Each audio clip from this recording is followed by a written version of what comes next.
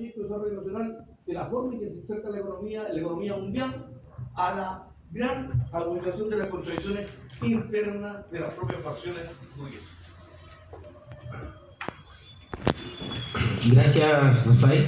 Bueno, agradecerle a los tres expositores. Hay varias ideas acá que se han planteado, ¿no? Pero una cosa es cierta, que estos últimos 3 años han estado marcados por ese pacto, ¿no? Que todos hemos, por lo menos en general, coincidimos que es un pacto que busca encauzar, que es un pacto de las clases dominantes, y que de una u otra manera, más allá del resultado, han ganado tiempo. Entonces, ya que eso nos marcó ese itinerario, por decirlo, ¿no? Ese rayado de cancha marcó estos últimos 3 años la actividad, la vida de todas las organizaciones prácticamente, se sumaran o no se sumaran a ese proceso institucional. Quería preguntar ahora, introducir la segunda pregunta. ¿Qué evaluación o autocrítica, ¿no?, podemos hacer en cada una de nuestras organizaciones de las decisiones que tomamos como organizaciones, que tomaron como organizaciones, si esas decisiones fueron las acertadas, no fueron las acertadas, de acuerdo a los objetivos que cada uno de ustedes o cada una de las organizaciones en las cuales ustedes estaban participando y fueron definiendo para enfrentar este escenario, esta coyuntura plebiscitaria, ¿no? o el escenario definido por el pacto del 15 de noviembre. Así que quería darle la palabra. Ahora partamos al revés, ¿ya? Rafael, Tania y Iván. Repito la pregunta, ¿qué autocrítica se puede hacer como organización, ¿no?, respecto a los objetivos que definieron, ¿no?, o errores que se pudieron haber cometido, o cosas que pensamos o intuíamos que no teníamos que hacer y las hicimos igual, o al revés, cosas que dijimos que no había que hacer, no las hicimos y a lo mejor había que hacerlas? Pero a eso se refiere. Muchas gracias. Bueno, continuamos entonces. Miren, aquí hay que siguiendo esa lógica de lo estratégico y lo táctico, aquí la idea es que el RPS se configura precisamente para enfrentar el periodo. Se configura un periodo de crisis política, cuyo cierre debería haber sido el plebiscito de salida. Por lo tanto, frente al periodo lo que se establece es fundamentalmente una táctica, ¿okay?, para enfrentar las diferentes coyunturas con una cierta orientación. Y con un horizonte estratégico. El RPS no tiene estrategia, es un instrumento ad hoc formado por organizaciones populares, asambleas, colectivos y otras organizaciones para enfrentar exclusivamente el acuerdo. Por lo tanto, la idea es que el RPS es el instrumento colectivo que pretende combatir precisamente a todas aquellas organizaciones, ¿okay?, del campo popular por una parte, o del campo de la élite, que está intentando domesticar la fuerza del pueblo y enredarla en la línea o en la lógica institucional. ¿Okay? Por lo tanto, esto significa un debate importante en el MAS, por ejemplo. O sea, una denuncia con aquellos sectores que decían que efectivamente eran autónomos y terminan plegados al proceso de la Asamblea Constituyente, planteando candidatos, dividiendo las fuerzas populares, sobre todo a nivel de regiones y en el sur. Significa también enfrentar al feminismo, digamos, a la 8M, que postulan, ¿no es cierto?, de que efectivamente el Estado es un macho violador y termina entregándose cual doncella, ¿okay?, a esa alternativa que plantea el Estado, digamos.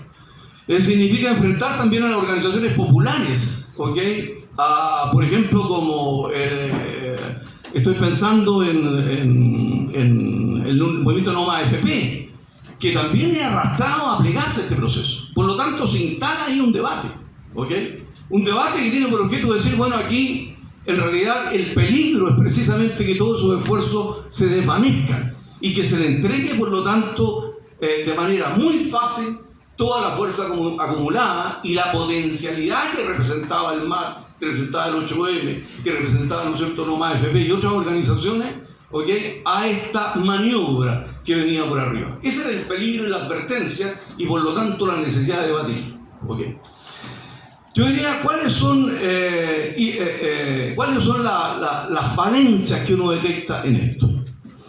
En primer lugar, la concepción de la política. Estamos hablando de organizaciones de base. El RPS es una articulación. Y estas organizaciones de base en general presentan una tendencia a reducir la política exclusivamente a sus demandas inmediatas y locales. Es más fácil hacer política en la plaza de la población, o en la plaza del barrio, o en las 2 cuadras o 15 cuadras a la redonda, que efectivamente dar un salto a la política nacional. Ahí hay un problema muy potente entre la política nacional, o la macropolítica, y la micropolítica. De hecho, lo que existe es que en la medida en que organizaciones populares se van plegando a los cantos de sirena, la posibilidad de transformar el país con una nueva constitución, ¿ok? Estas organizaciones se van dividiendo y se van siendo retraídas a una visión puramente local de la política. Y esa es una primera dificultad que el RPS no logra romper, ¿ok? La segunda dificultad que va asociada a esto es que lo que hace de bisagra entre el espacio micropolítico y el macropolítico es fundamentalmente los sectores o las franjas más activas de la militancia, que tienen el doble rol de ser, por una parte, los motorizadores de las asambleas populares, organizaciones locales, sectoriales y de base, y por otro lado, el motor también de organización de la articulación. Si esa franja que está ahí de militancia, de hombres y mujeres que tienen que cumplir ese rol, es extremadamente delgada. Por lo tanto, el RPS, en su táctica, que consideramos efectivamente acertada, sufre estos dos déficits. La idea de saltar de la micro a la macropolítica, por una parte, y resolver ese problema, y por otro lado, la construcción de esta franja intermedia que tendría que hacer de bisagra y de motorizar ambos espacios. ¿Cuáles podrían ser las razones de esto? Las razones son simplemente de que aquí ha habido voy a decirlo así, un agotamiento de las formas clásicas de organización, tanto en el sindicalismo como en las formas tradicionales de organizaciones populares urbanas, por ejemplo. De hecho, los sindicatos y las organizaciones de trabajadores no dicen casi ninguna, entiendo que no hay ningún candidato que haya sido elegido a la convención. El movimiento de trabajadores está absolutamente debilitado cuando viene el estallido.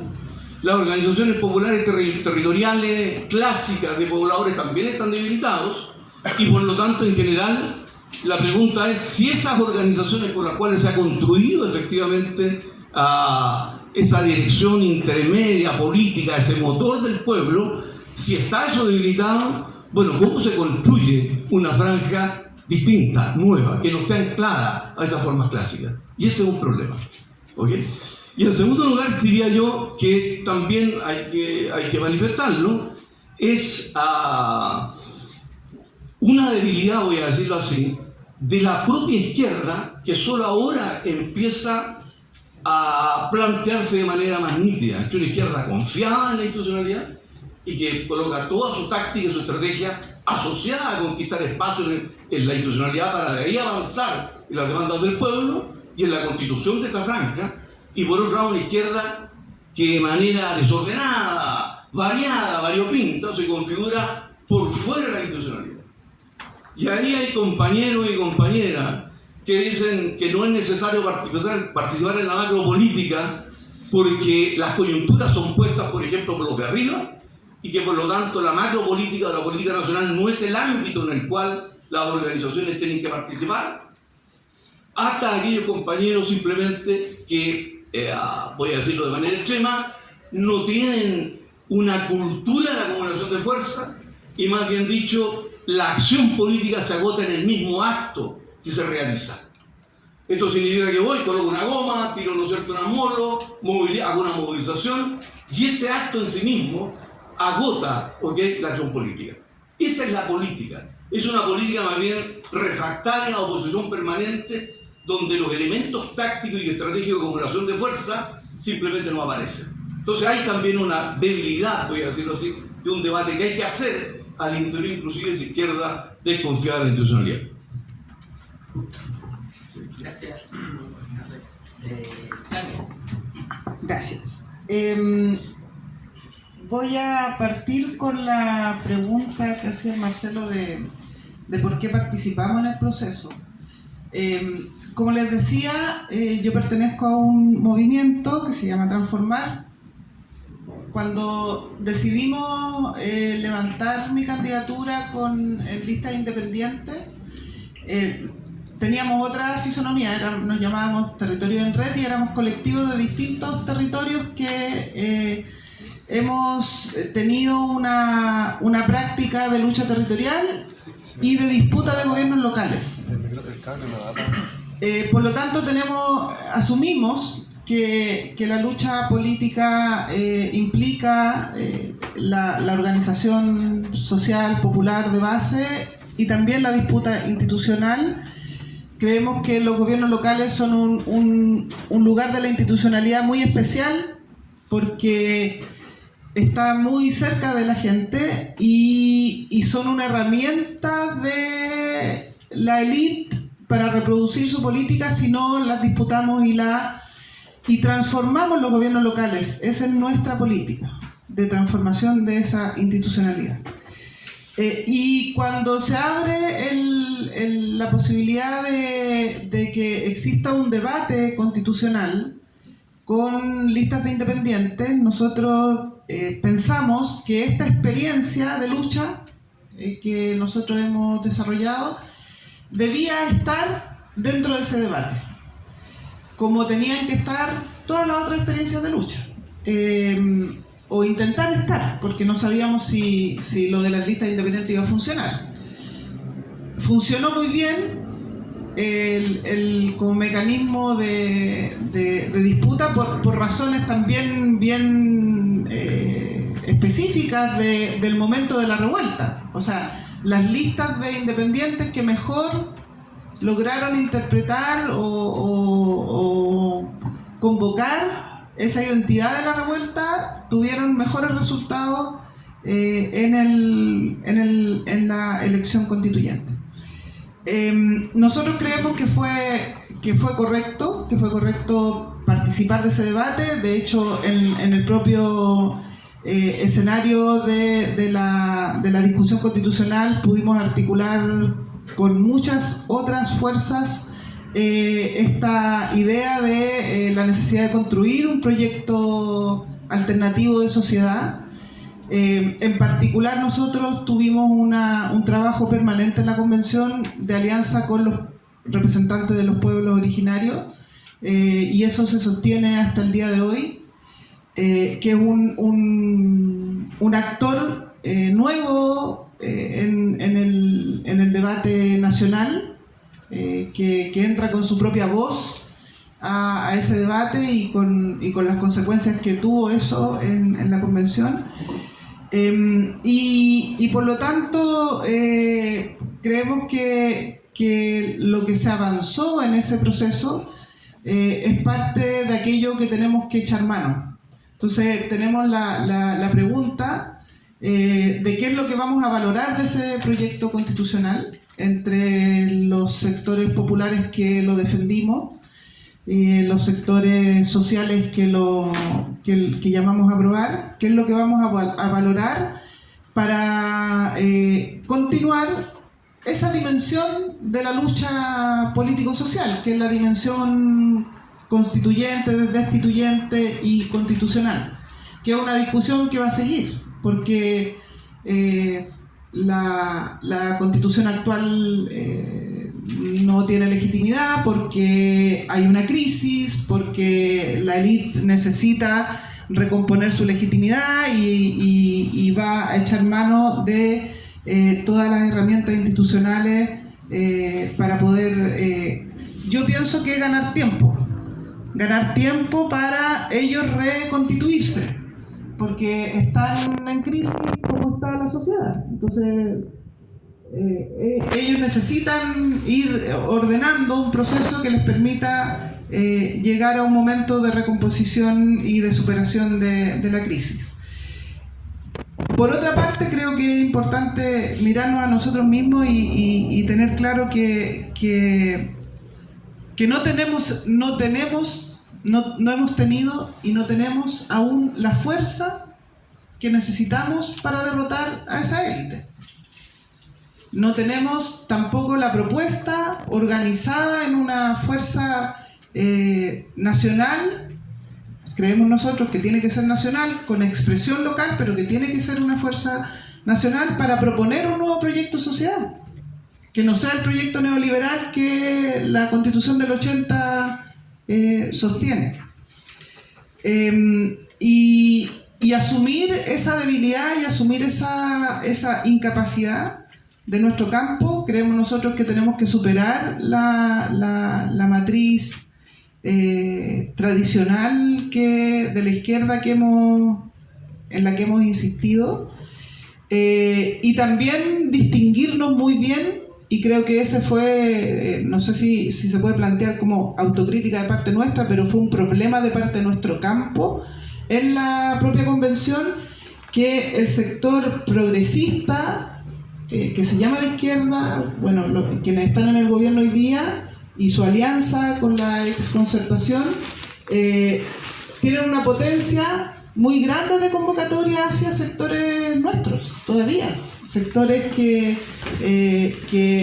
participan y encabezan luchas sociales y que todavía creen que es posible una política de negociación con la élite neoliberal. Que una élite neoliberal que además atraviesa, no es solo de derecha, tiene brazos en distintos puntos del mapa político. Y el último comentario es volver a lo último que dije en la intervención anterior.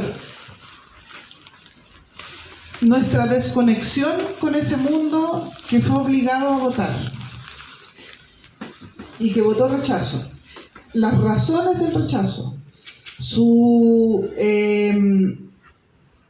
vinculación, termino, con las razones de la élite para el rechazo, son nuestro problema. Y ese es el diálogo que creo que tenemos que abrir. Y para cerrar este primer bloque, Iván. Yo quiero tomar esta pregunta y vincularla con la crítica, o sea, con el análisis del tema del famoso acuerdo del 15 de noviembre. Yo personalmente creo que la razón de nuestro fracaso no es el acuerdo del 15 de noviembre. La burguesía hace lo que hace y lo va a hacer siempre. O sea, si no puede meter balas, va a tratar de negociar por arriba. Si el gran problema de lo que no pasó fue que la izquierda revolucionaria, el pueblo trabajador, los anticapitalistas, no estábamos a la altura de poder conducir el tremendo momento insurreccional, o más bien de estallido social, que se dio en Chile. O sea, seguirle, como que yo siento que echarle la culpa al acuerdo entre Boric y, ¿cómo se llama el cuento de la UDI que firmó el Belloni? No sé si me acuerdo. O sea, si ellos hacen eso, como si lo van a hacer acá, mañana, pasado mañana, lo he hecho antes, a lo largo de la historia de los procesos revolucionarios, eso ha ocurrido siempre. En la Revolución Francesa, en la rusa, en la cubana. O sea, siempre la élite va a buscar, si es que no logra derrotar militarmente el pueblo, va a buscar una salida para ganar tiempo y derrotarlo por una manera. Si el gran problema, y la gran autocrítica, es nosotros no estuvimos ahí como una fuerza organizada, política, construida en el pueblo para luchar y para ser capaces de pararnos en esa coyuntura y conducir a esa coyuntura a un etapa posterior. Porque la verdad, con acuerdo o sin acuerdo, los estallidos sociales no pueden durar para siempre. Eso es así en la historia. No duran para siempre. Hay un avance potente, hay una radicalidad enorme y después hay un momento de reflujo. Y eso lo vamos a ver en la historia del mundo, en los procesos de estallidos sociales, siempre. En Argentina fue así, en el 2001.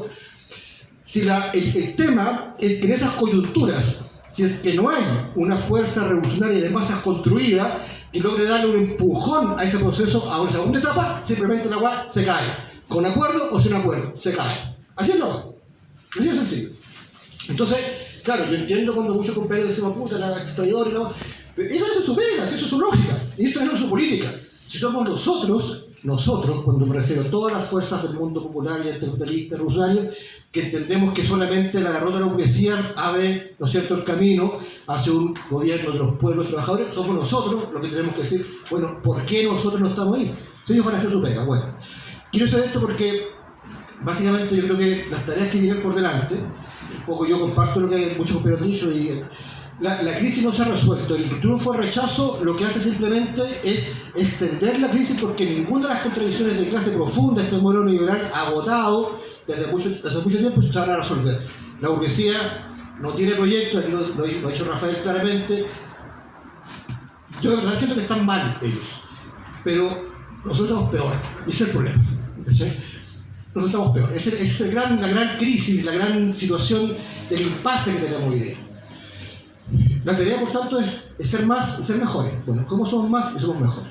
Esa es la gran reflexión. Nosotros, por lo menos, de ahí alumbrar un par de elementos, partiendo de esta autocrítica, digamos, que tenemos que hacer, ¿no? De que no estuvimos ahí junto al pueblo chileno que estaba parado en la calle dando batalla. Quizás tuvimos una barricada, no estoy diciendo que no estuvimos ahí, pero no estuvimos como fuerza política que tuviera un proyecto nacional de conducción, usando el término conducción en el buen sentido de la palabra, no en el sentido vanguardista, ¿ah? Pero de aglutinamiento, de organización, de orientación, no estuvimos ahí. Bueno, van a venir nuevos instituciones, van a venir, porque las construcciones de clase de este país se han agudizado. ¿En qué espacios de lucha vamos a desarrollar la pelea? Bueno, en todo donde podamos. Nosotros por lo menos tenemos una tesis de que la lucha hay que darla contra el Estado, sin el Estado y desde el Estado. Simplemente porque ahí se desarrolla la lucha de clase, entonces, en todos los ámbitos. Y en todo el ámbito donde se desarrolla la lucha de clase hay que estar parado, hay que estar bien parado, con una política clara. No se trata acá de, por ejemplo, ir al municipio, ir a la concejalía, a la diputación, para ser administradores de la misma cuestión, porque eso no tiene sentido. Es cómo construimos una política transformadora desde el pueblo movilizado, ¿no es cierto?, en contra del Estado y por sus reivindicaciones, desde un pueblo que se organiza de forma autónoma, ¿no es cierto?, en su comité, en todos los temas de las mismas cooperativas que usted está levantando, etc. Y también como el pueblo conquista trincheras de lucha popular en institucionalidad. En todo ese ámbito hay que dar la pelea, porque si no lo damos simplemente, no vamos a poder derrotar a la burguesía en todos esos ámbitos, porque la burguesía actúa en todos esos ámbitos. En el ámbito cultural, opera en las poblaciones, ¿cómo que no? Por supuesto que opera en las poblaciones. ¿Opera en los dirigentes sindicales o no? Por supuesto que sí, por supuesto que sí. ¿Hace cuánto que hemos escuchado la crítica que todos lo hacemos de la CUT? Yo me acuerdo, yo no soy tan viejo, pero desde el 91, 92 que hemos escuchando la CUT, estos manicados, traidores. ¿Qué ha pasado? En 30 años hemos levantado un movimiento de trabajadores potente, de masa, revolucionario, de lucha. ¿Qué ha pasado? ¿Qué no ha pasado? ¿Dónde hemos estado? Puta, criticar a la Bárbara Figueroa, con todo respeto, la Bárbara Figueroa, es la Bárbara Figueroa, porque cuando el PC, ¿qué van a hacer? O sea, ¿me entendí? O sea, sabemos lo que van a hacer ellos, o lo que no van a hacer, sabemos sus limitaciones, sus concepciones. ¿Cuál es nuestro papel? ¿Cuál es nuestra responsabilidad en eso? Bueno, al año de la revuelta, esa reflexión tiene que ser mucho más desgarradora, mucho más brutal la autocrítica, mucho más profunda la autocrítica, mucho más altueta, ¿no? Profunda. Tenemos que estar ahí porque las contradicciones de la sociedad no se han resuelto, se van a agudizar. Tenemos que estar ahí porque nuestro pueblo va a seguir luchando, sin duda. Tenemos que estar ahí porque gran parte importante de la gente que votó rechazo en los sectores populares es gente que hoy día no está con la élite, uno lo ve en la calle, no es gente que esté con la derecha, es gente que hoy día rechaza absolutamente, pero tampoco tiene Mira, uno de los grandes problemas a nuestro juicio del tema de la derrota de la prueba y la victoria y el rechazo es que esta constitución no fue parte de un proyecto popular que le hiciera sentido a los pueblos, como fue, por ejemplo, el proceso venezolano del 99, como el del boliviano, donde, como el ecuatoriano, incluso con mucho que uno tenga la diferencia con Correa, en esas coyunturas, la nueva constitución era una parte, era una herramienta, era una pata de un proyecto político nacional. Tenía sentido para el pueblo una constitución porque había un proyecto nacional que estaba avanzando con ellos. Puta, uno podría criticar a Chávez, a Evo, a Correa, todo lo que uno quiera. Pero eso es evidente que existía. Existía un proyecto constitucional que era coherente con un proyecto político nacional. Eso no existió en Chile. No salió de la convención, y creo que nuestros convencionarios, nuestras compañeras y compañeros convencionales, tienen que hacerse su autocrítica. No salieron de la convención con una fuerza política popular organizada, cuando eso debería ser una tarea central. Y todos nosotros tampoco somos capaces de hacerlo. Bueno, eso hoy día nos rebota. Y tenemos un pueblo, yo comparto la tesis de la Tania, que el proceso constituyente aún existe, de ahí la gran cantidad de gente rechazo, pero que sigue sin orientación. Y nuestra responsabilidad, repito, no quiero caer en un vanguardismo, digamos, medio mesiánico, pero nuestra responsabilidad como militancia revolucionaria es justamente aportar esa coherencia, esa conducción, porque no estamos ahí, no estamos en los territorios, no estamos en los sindicatos, no estamos en las agrupaciones pobres de nuestro pueblo, no estamos ahí. Bueno, terminamos así este primer bloque. Igual agradecer la capacidad de síntesis y de mantener, digamos, el tiempo que se les había pedido. Así que ahora vamos a tener 20 minutos para que ustedes también puedan participar, y la idea es seguir un poco la misma lógica, ¿no? Si ustedes tienen alguna opinión respecto a la primera pregunta, ¿por qué creen que fracasó o no fracasó el acuerdo del 15 de noviembre? Si tienen su análisis.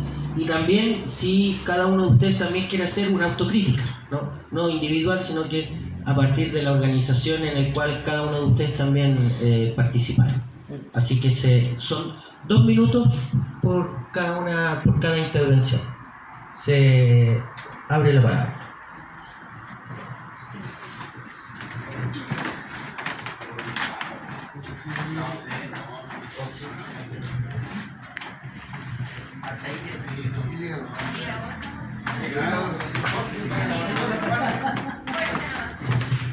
Bueno, yo lo que, de acuerdo a la primera pregunta, yo creo que hay una cosa que ustedes no plantearon y yo creo que son sumamente importantes, que tiene que ver con el acuerdo del 15 de noviembre. Porque el acuerdo del 15 de noviembre, uno era para parar a las masas que venían movilizándose, y el otro es para salvar el modelo y Piñera. Entonces, si nosotros lo miramos desde el punto de vista, si eso ganaron. Se salvó el modelo, no salió muy bien Piñera, pero se salvó el modelo con todas sus instituciones, con todo. Entonces, yo creo que eso es fundamental para entender lo que pasó. Es fundamental. Y otra cosa yo que les quería preguntar, ustedes que han participado dentro de la convención, también, y lo otro que tenía que ver con el acuerdo era no asamblea constituyente, sí una convención, a la manera, con todas las dinámicas que se dieron, con todas las características que tiene dentro, respetando el modelo neoliberal, y se planteó una convención. No fue asamblea constituyente. Entonces nosotros ahí tampoco dijimos nada. Nos comimos la convención. Y después nos dicen, hay que ir a votar, y termina un documento horrible,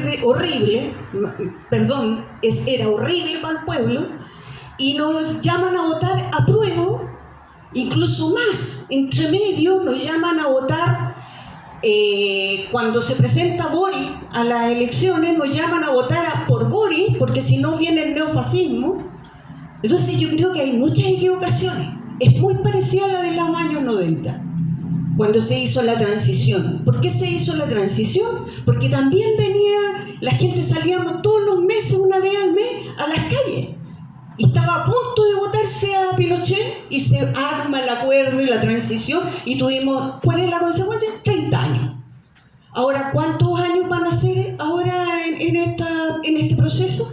Entonces yo creo que y hay que hacer una autocrítica mucho más profunda que eso, y decir las cosas como son, porque muchos de nosotros igual nos quedamos callados. O sea, ya, qué bueno, ya, si la gente tenía confianza, ya, vamos, que la convención es... Y mira lo que estamos viendo.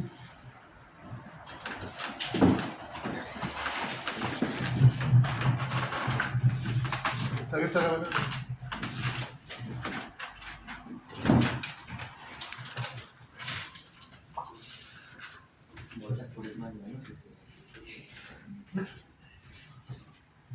No hay más palabras.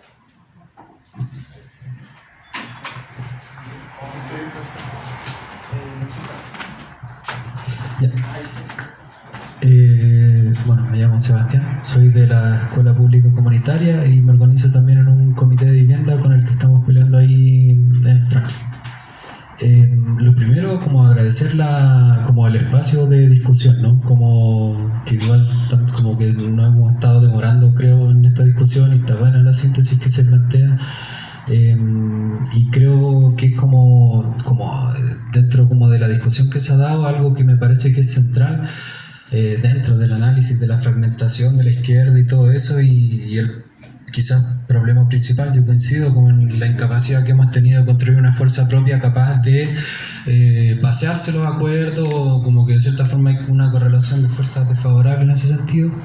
Y creo que como la discusión del camino, como si el camino es avanzando con trincheras como desde la institucionalidad, con esto, desde, contra, sin, más allá y todo eso, o por fuera, como siempre por fuera, como creo que es una discusión central en el campo, como no sé, de la izquierda, de las organizaciones populares y todo eso, junto con toda la discusión de como una crítica que quizás ya lleva harto tiempo, el tema de la CUT, los sindicatos y todo eso, pero que aún así no hemos logrado tampoco construir una fuerza como de otra forma capaz de generar un contrapeso, ¿no? Ahí yo solo marcar como un énfasis en torno como a la derrota que de cierta forma significa el fracaso como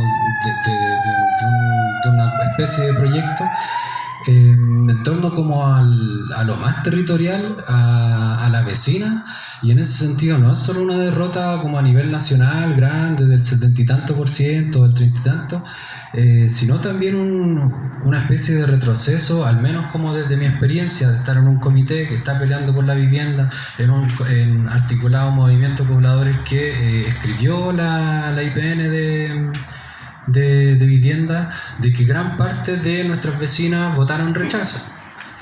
Y en ese sentido como bajar los análisis también a la realidad, y creo que un problema central, es como la capacidad que tenemos dentro de un contexto del neoliberalismo de construir fuerza propia. Si es que el neoliberalismo genera las condiciones para negar esa posibilidad, que al menos lo estoy viviendo mucho hace un buen rato, constantemente, cómo se avanza en esa línea, creo que sin resolver el tema del camino, de la institucionalidad o no institucionalidad, o caminos híbridos intermedios, como que está difícil avanzar como en términos de articulación y de construcción de fuerza. Eso.